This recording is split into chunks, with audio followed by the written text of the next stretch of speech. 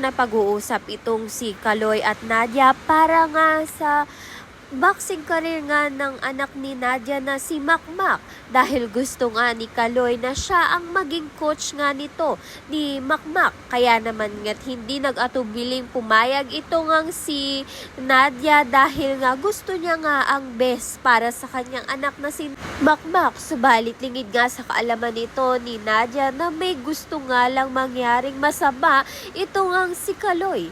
Sa kabilang banda naman nga, biguman ngang manalo ni Makmak sa laban nga nila nito ni Lance.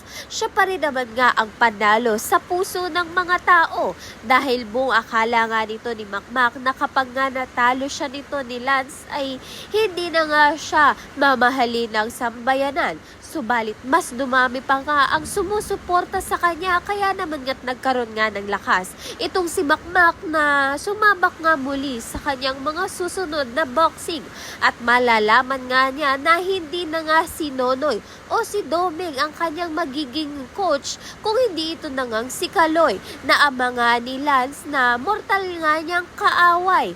Kaya naman nga't ano nga ang magiging reaksyon ni Nonoy sa nangyari. Kaya naman nga't yan at iba pa ang dapat nating pakaabangan. Maraming salamat sa iyong panonood.